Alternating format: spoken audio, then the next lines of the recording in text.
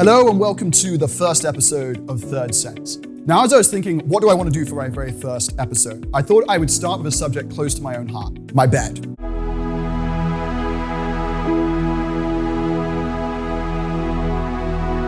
And I was recently reading a study that said that only 1/3 of Americans make their bed habitually.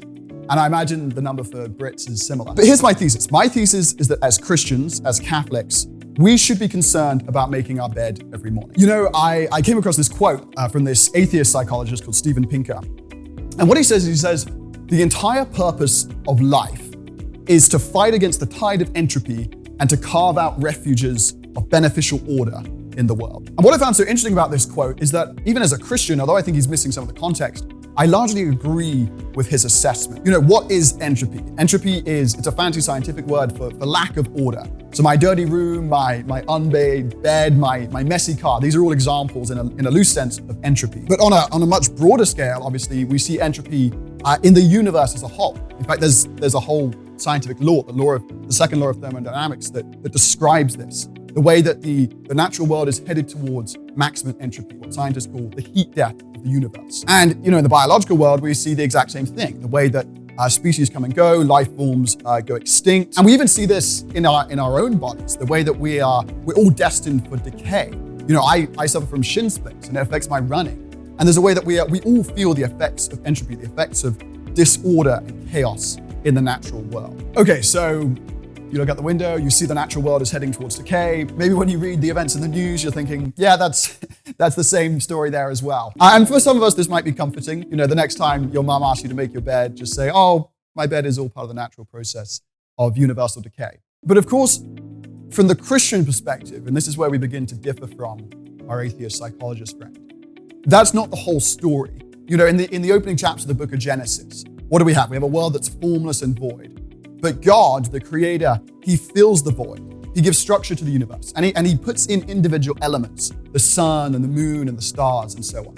And importantly, he names them as such. He gives names to these elements. Okay, now I want you to fast forward a few verses. What does God do next? Well, he gets to the point where he creates man. He forms man in his image and likeness. And then get this, really important. He then gives man the authority to name the animals, the creatures of the earth. And so in this really profound sense, man becomes this imitator of, this participator in the divine initiative, the divine creativity. Where am I going with this? Well, here's what I think. From a biblical perspective, we know that we live in a world that's on, as I said, this downward trajectory. It's headed towards decay. But we also know that man has been given the authority to counteract that decay.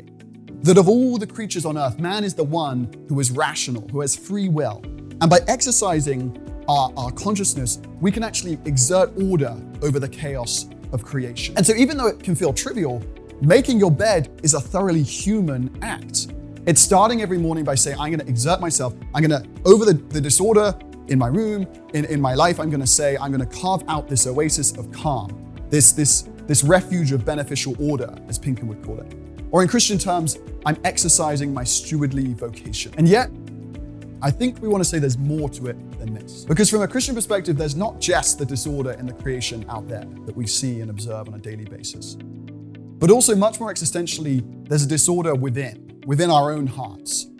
We know deep down that we've all been implicated in some terrible aboriginal calamity, as Newman put it. Deep down, we know this to be true, that things in our own lives and our own hearts are not the way they're supposed to be. When you think about it, it's kind of obvious that on a daily basis, we experience our inadequacies. We experience our desires being at war with one another, as St. Paul talks about. And you know, Gregory of Nyssa has this wonderful line on this. He explains this. And he's talking about the Genesis narrative.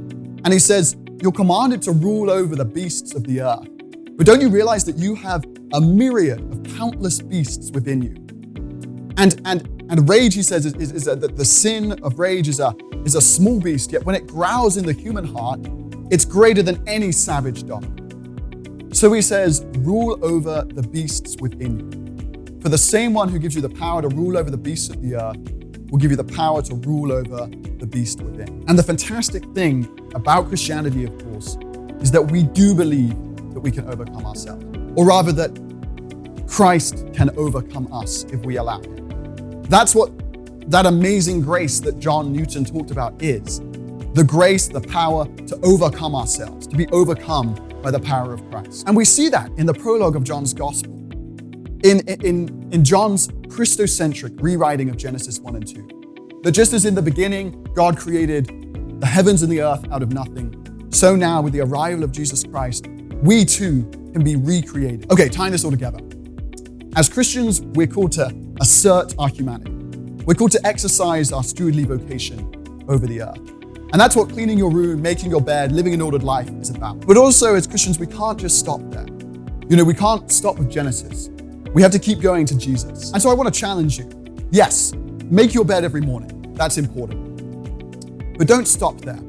By making your bed, you're being human, and you're gonna make your mom proud, and you'll make yourself proud because you're starting your day on the right foot. But what I want to challenge you is to immediately follow that by dropping to your knees, consecrating your day to the Lord. To paraphrase Gregory of Nyssa, don't just deal with the beast without, but focus as well on the beast within and invite Jesus into that. And so yes, let's make our bed every morning. But then let's drop to our knees and consecrate our lives, consecrate our hearts, consecrate our entire day to Him who makes all things new. Final point, Jesus made His bed. How do I know? Well, what does the gospel tell us? Jesus dies on a cross, He's laid in the tomb, He's covered in the burial shroud, and on the third day He rises. And then, John chapter 20, verse 7, the burial shrouds are neatly folded. So Jesus Christ, who's literally been to hell and back, still takes time to make His bed on the third day. All right, this has been Clem Harold with Third Sense. Thank you so much for watching. Please take a second to subscribe to the St. Paul Center YouTube channel, to leave a comment below, tell me what you liked, what you didn't like, and to share this with your friends. I look forward to seeing you next time.